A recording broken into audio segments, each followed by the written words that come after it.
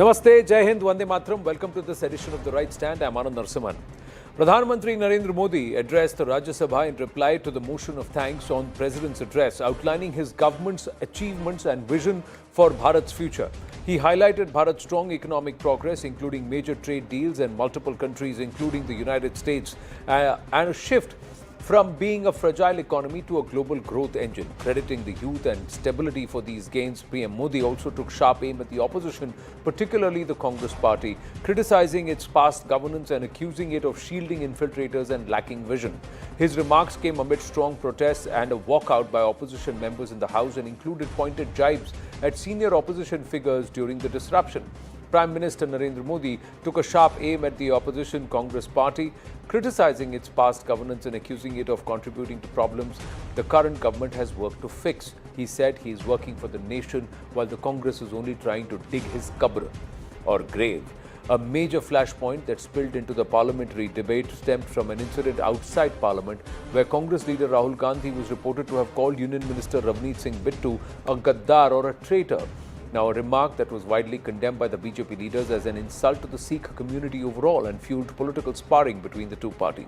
The Prime Minister also highlighted the Congress party's record of insulting speakers of the House. Listen in. और जब सफलता एक के बाद एक जन सामान्य के दिलों को जीतती है ना, तब जाकर के उनके पास एक ही रास्ता बचा है, मोदी तेरी कब्र खुदेगी। लेकिन उस हमारा याद कीजिए, बीएसएनएल को लेकर के चुटकुले चलते थे, कार्टून बनते थे। आज स्वदेशी 4G स्टैक हमने खड़ा कर दिया और इसलिए दर्द जुबान पे आ रहा है, मोदी तेरी कब्र खुदेगी। आदरणीय सभापति जी, गरीब की सेवा ये मेरा सौभाग्य है। 4 करोड़ गरीबों को पक्के घर देना मैं जीवन में सुकून मानता हूं। बिजली, पानी, गैस का सिलेंडर, टॉयलेट की सुविधा, मुझे लगता है कि हाँ, परमात्मा ने मुझे सही दिशा में काम करने की प्रेरणा दी है। ऐसे देश के कोटि कोटि जनों के आशीर्वाद जिस इंसान पर हो, कोटि कोटि माताओं बहनों का जिस पर रक्षा कवच हो, नारे कितने ही लगा लो, कब्र तुम नहीं खोद पाओगे। ये देश की शक्ति, आशीर्वाद रूपी कवच, माताओं बहनों का मेरे प्रति जो भाव रहा है, जिस श्रद्धा भाव से मैंने माताओं बहनों की सेवा करने का काम किया है, जिनको कोई पूछता नहीं था, उसको मोदी पूजाता है। अनेक देशों के साथ आज Bharat future ready trade deals कर रहा है। पिछले कुछ ही समय में दुनिया के महत्वपूर्ण 9 बड़े देशों के साथ 9 बड़े हमारे ट्रेड डील हुए हैं और उसमें मदर ऑफ ऑल डील एक साथ 27 देशों के साथ, यूरोपियन यूनियन के साथ। इसी सदन के एक माननीय सांसद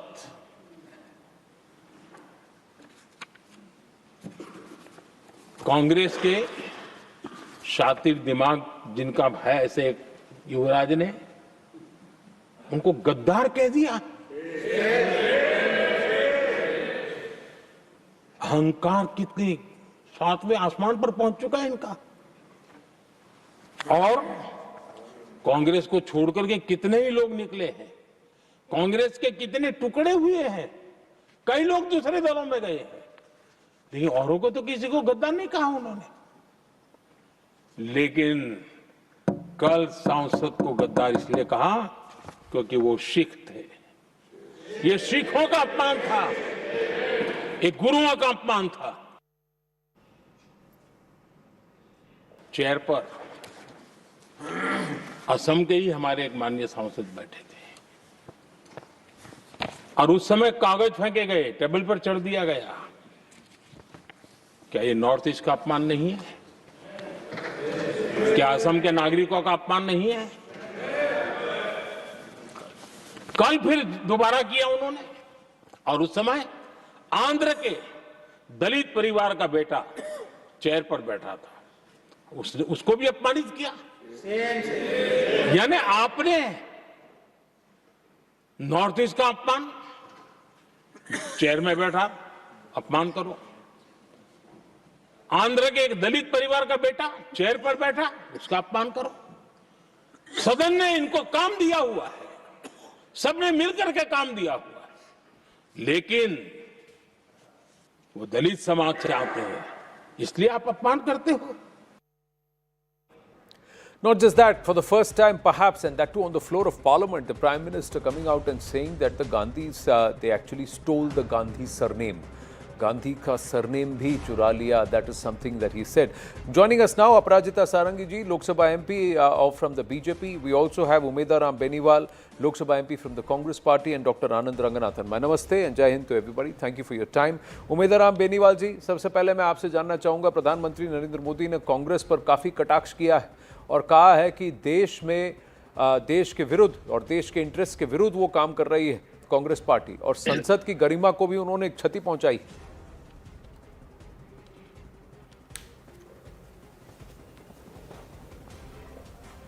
बेनीवाल जी नमस्ते, आपको मेरी आवाज आ रही है? हेलो, प्रश्न आपसे था। नमस्ते नमस्ते नमस्ते जी, नमस्ते नमस्ते सर। हाँ, प्रधानमंत्री के भाषण पर आप क्या कहेंगे?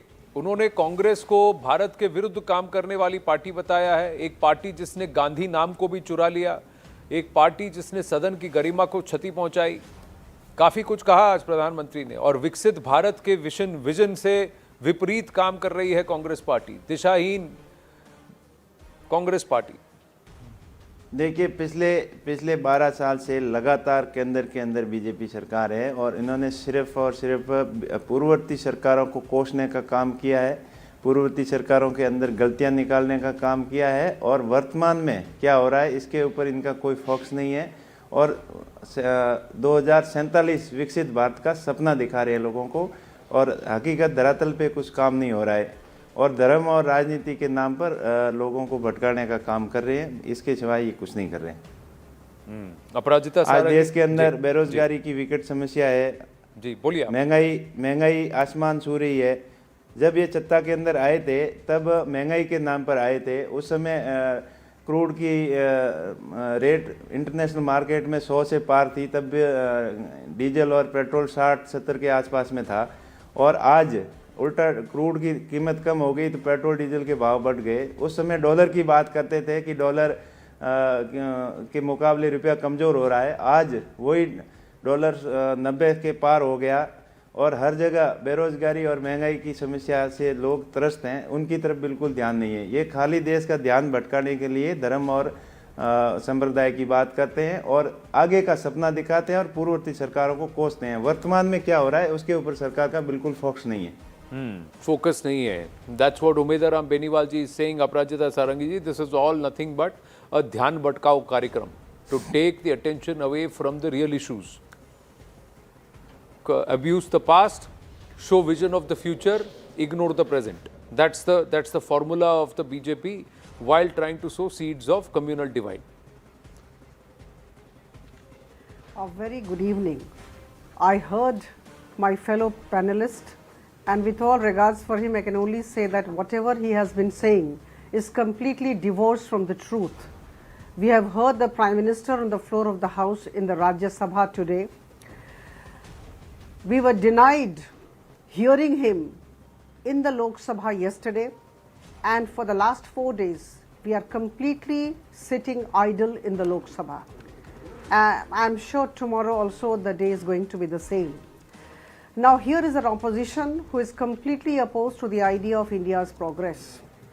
Here is a Prime Minister who is talking about Viksit Bharat by 2047, and the budget presented to 1.4 billion Indians by Madam Nirmala Sitharaman, couple of days back, states the fact that India is on the growth path. And we are aware what's the position now. We are the fourth largest economy, the fastest growing major economy, fiscal deficit estimated at 4.3%, expenditure estimated at 53.5 lakh crore this year, and forex reserves are very high, exports are almost more than $800 billion, and one after the other, we are actually going forward. There have been 9 I would say the free trade agreements and one major trade deal with USA. What more to the credit of the government? And you know, there is a vision, there is a path, there is a roadmap. We know where we are going. We are talking today of semiconductor mission 2.0. We are talking of electronics component mission, for which rupees 40,000 crore has been allocated this year. We are talking of expanded road networks. We are talking of 7 high-speed train corridors, But 20 waterways. What more, what less? So I think these people are completely divorced from the truth, or rather they do not want to accept the truth. We are actually moving forward very fast, and we would be the third largest economy, bypassing Germany very soon. What more do they want? In fact, the fact remains that they know everything, they do not want to accept it. अच्छा, ऐसा उमेदवार राम बेनीवाल जी, आपको आवाज़ आ रही होगी, अपराजिता सारंगी जी कह रही हैं you are divorced from facts, आप सच से अनभिज्ञ रह रहे हैं या फिर उससे अलग बात कर रहे हैं विपरीत। देश तेज़ी से आगे बढ़ रहा है, आप कोई और राग अलाप रहे हैं। बिल्कुल, देश आगे बढ़ रहा है।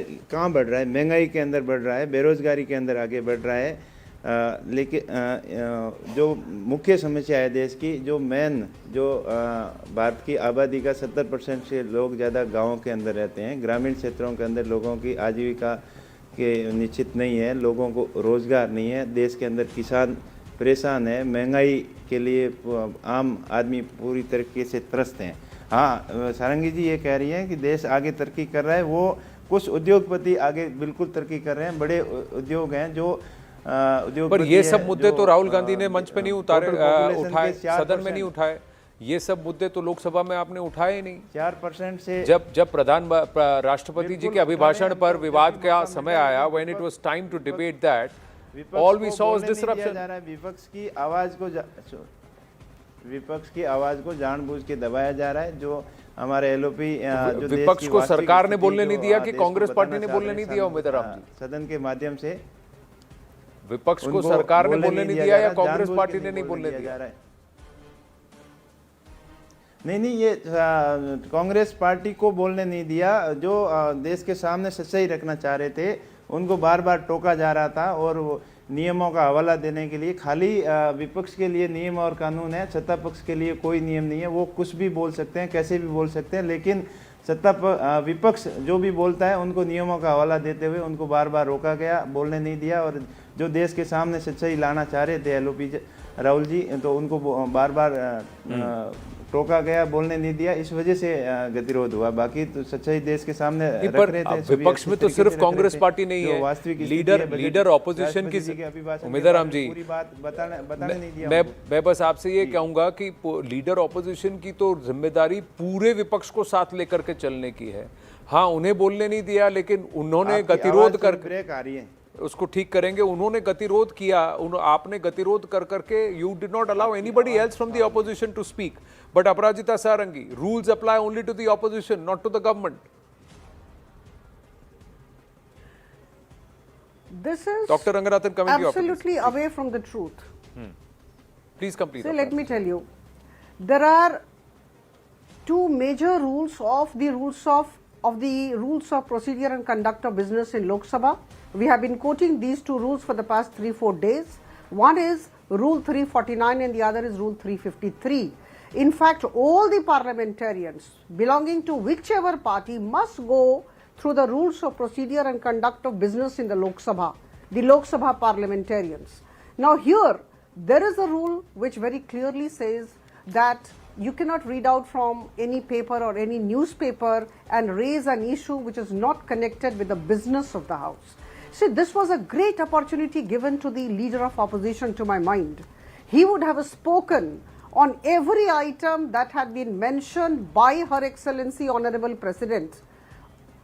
In fact, when she was addressing us jointly, and he would have actually given his arguments, he would have actually, proved us wrong, proved Narendra Modi government wrong, but he did not have facts, he did not have statistics, he did not have figures, he was not prepared, he does not do his homework, and that is why he was not focusing on the business of the House. So that was a violation. And then thereafter under Rule 353, but the Aparajita Speaker ji, gave a ruling. Aparajita ji, he was Yeah. going to read an excerpt from a book. Yes. Why did the government not jump the gun? Why did the responsibility of running the government, running the house is of the government, is of the leader of the house, and this is something that Swargya Arun Jaitley ji himself has said when the NDA was in opposition. My point is that yes, Rahul Gandhi wanted to state something. What was the problem in him stating whatever he wanted to state? Why jump the gun and then disrupt the whole thing? Imagine, it's also an embarrassment for the NDA and the government that they could not ensure that their Prime Minister could respond or reply to the President's address. You have to look at, you can't just blame the Congress all the time. This is the responsibility is also on the shoulder of the government. It's your inability to let the House function and allow the Prime Minister to speak.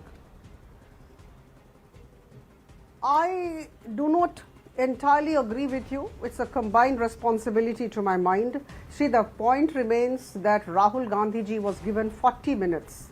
We waited for 40 minutes for him to speak on the business that was in the House at that point of time. He did not speak on the motion of thanks. He had to convey thanks to the President for his address. With due respect. He did not do that. With due Yes. respect, did the Prime Minister speak only on the motion of thanks? Where was did the Rashtrapati speak about Ravneet Bittu? Did the Rashtrapati speak about Stole Gandhi's name? Did the Rashtrapati speak about Planning Commission? राष्ट्रपति के अभिभाषण में तो ये सब नहीं था, तो प्रधानमंत्री भी तो बोल के गए, अभी राज्यसभा में उन्होंने ये सब कुछ कहा, because it was all encompassing with matters of parliament. Pradhan Mantri ji gave a wonderful speech in the Rajya Sabha because he has to respond to what Congress has been doing for the past 3-4 days, stalling the Lok Sabha. The context is different today. It's extremely unfortunate that he, being the leader of the Lok Sabha, was not allowed to speak in the Lok Sabha, so to say. And I was an eyewitness. I was very much present there, and I know what happened. The parliamentarians, the women parliamentarians, crossing over and coming over to the treasury benches and kind of gheraving the Prime Minister's seat, blocking the pathway that he usually takes when he comes to the seat in the Lok Sabha. And that was completely blocked by the women parliamentarians of the Congress. And under the circumstances, I think sensing the situation, number one, and number two, thinking that there would be some unpleasantness, some kind of unruly behavior display, Shri Om Birla ji requested the Prime Minister not to come. So this is unprecedented. He could not deliver his address. Naturally, he has to answer. So my point is, ma'am, if the Prime Minister can use whatever is happening in and around Parliament and use the forum of the reply to the President's address to address those issues, why can't the leader opposition? And why not allow the leader opposition to do it after you explain to him whatever is the position? Because he was not even allowed to complete. So they will not allow you to complete. The other thing is that the Speaker of the House had no clue what the opposition is going to do. So he tells the Prime Minister, you can't enter. But Umeda Ram ji, एक और बात है, देखिए जिम्मेदारी Congress party की या LOP की सिर्फ अपनी पार्टी की तरफ नहीं है, वो एलओपी है, पूरे लोकसभा के ऑपोजिशन का उनके ऊपर उनकी जिम्मेदारी है. उन्होंने ना तृणमूल कांग्रेस को बोलने दिया, उन्होंने ना डीएमके को बोलने दिया, उन्होंने लेफ्ट को बोलने नहीं दिया, उन्होंने किसी भी पार्टी के एमपी को बोलने नहीं दिया, क्योंकि उन्होंने कहा कि मेरी बात रोकोगे तो मैं किसी और को बोलने नहीं दूंगा.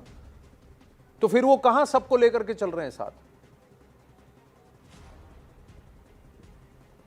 बिल्कुल, मैं बता रहा हूँ कि उनको 40 मिनट का अभी अपरिजिता जी बोल रही है कि 40 मिनट वो बोले, लेकिन 40 मिनट में 40 बार से ज़्यादा उनकी माइक बंद किया, आवाज़ काट दी गई. और कल जो निशिकांत जी दुबे 15 मिनट लगातार बोले, और जो पूर्वी नेता हमारे जो माननीय पूर्व प्रधानमंत्री और उनके बारे में पता नहीं क्या क्या अनगढ़ बातें जो बेतुका बातें जो बोल रहे थे, उस समय उनका रूल रेगुलेशन कहाँ गए थे? उस समय उनको क्यों नहीं टोका? उस समय उनको क्यों नहीं रोका गया? ये खाली विपक्ष के ऊपर आरोप लगा रहे हैं कि विपक्ष सदन चलने नहीं दे रहा, लेकिन सरकार विपक्ष से डरी हुई है। विपक्ष के पास ठोस मुद्दे हैं, मजबूत मुद्दे हैं, और जिससे विपक्ष सरकार की पूरी पोल खोल रहा है, तो उससे डरी हुई, घबराई हुई सरकार है। इस वजह से बार बार खुद बयान डाल रही है और एलओपी को बोलने नहीं दे रही है। देखिए उमेदवार राम जी, अगर विपक्ष के पास ठोस मुद्दे होते ना, तो विपक्ष ये इंश्योर करता कि कुछ भी हो सदन चले, क्योंकि आप सदन में ही आप सरकार को अकाउंटेबल ठहरा सकते हैं,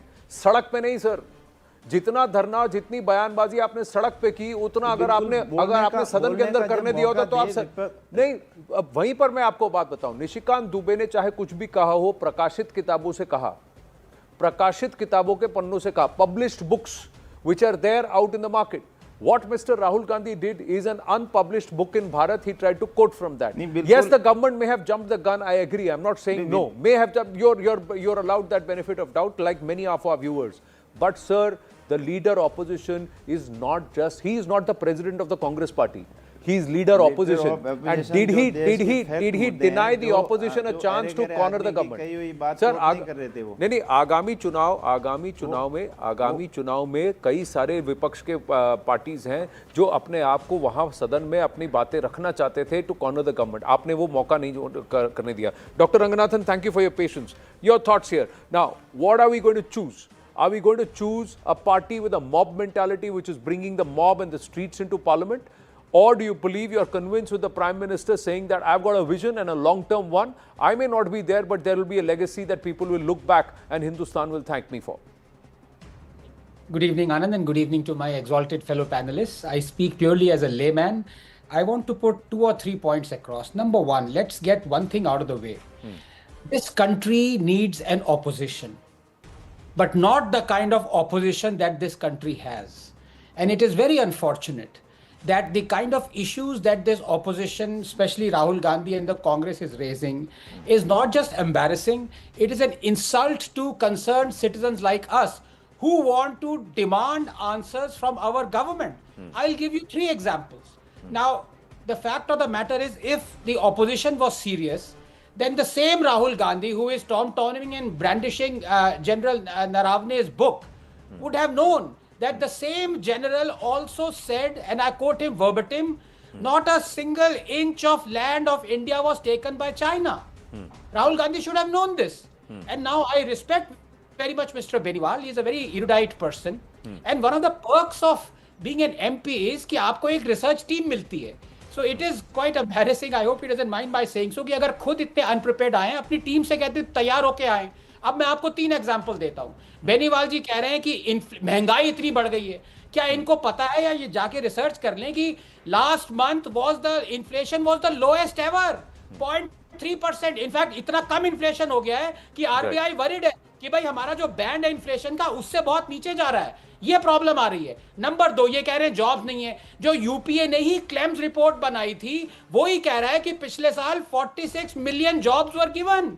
this is the fact. Number 3, अब ये कह रहे हैं कि सिर्फ कुछ उद्योगपतियों के लिए सरकार चलती है। अब मैं इनको ये चीज दिखाना चाहता हूं, ये फोटो देखिए जरा। एक साइड पे तो देख सकते हैं बेनीवाल जी अदानी है। बेनीवाल जी दूसरी साइड पे कौन है? चाहे आप बताना ना चाहे, लेकिन मैं आपको बताता हूं, ये कांग्रेस के चीफ मिनिस्टर है रेवंत रेड्डी। और ये क्या कर रहे हैं? ये एमओयू साइन कर रहे हैं एक कोट अनकोट करप्ट उद्योगपति से 12,500 करोड़ का।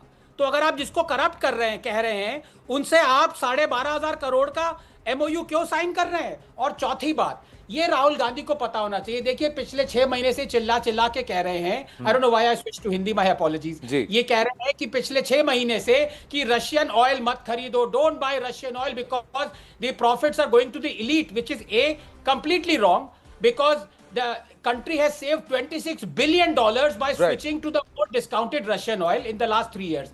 Now they are saying, buy Russian oil because don't buy what America is saying. So on one hand, you want to criticize the, something that the government has been doing, but then you suddenly take a U-turn and start criticizing the government for not doing what it was doing. This is the problem with this country. And finally, I want to tell one thing, just 30 seconds, to the BJP as well. I think it is fantastic that the Prime Minister and his team has signed, I think, 8 FTAs in the last 5 years is great. We have opened a door, so Indians are looking at potentially an amazing world marketplace. But ma'am, unless we are prepared to compete in that marketplace, we will be goners. And right now, with the policies that we have, with the limited reforms that we are doing, I'm sorry, we are not going to be able to compete to take a pie of that world market. But the irony is, all Right. the reforms needed in this country, Rahul Gandhi opposes it. For example, privatization, for example, farm laws, for example, land acquisition, and the government is very happy to listen to these people. This is the problem in this country. The citizen is being burnt at both ends of the candle. On one hand, the ruling party is burning it, on the other hand, the opposition burning it. Wax niche gir raha hai bas. Well, I've run out of time. Dr. Jaishankar has tweeted on the trade deal. We'll play that out in a bit. But I thank Umedara ji and also Aparajita Sarangi ji for joining us here on